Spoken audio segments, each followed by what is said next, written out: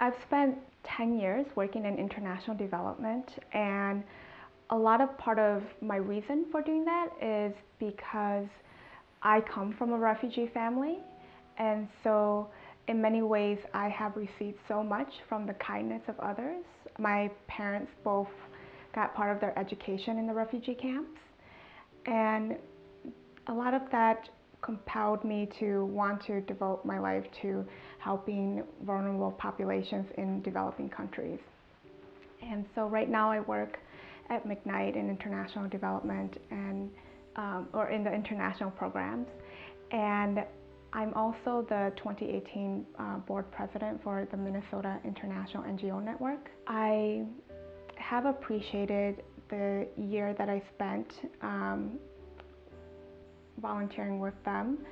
And one thing that rose through my mind during that process was the role that having different voices in the room can be in terms of changing the conversation. So we were on track to have a large conference with potentially 2 keynote speakers, both of whom were white, privileged, male.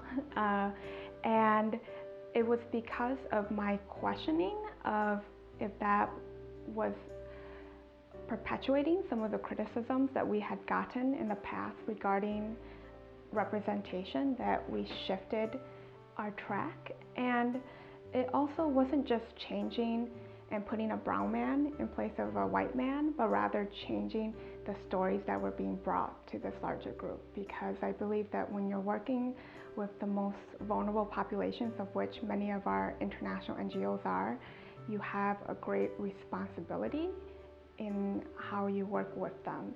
And so our speaker came and told really authentic stories about working in partnership with people. And I've also seen too in my organization, or in many organizations, that there's a tendency to promote leaders who are the most confident in the room or who put themselves out there.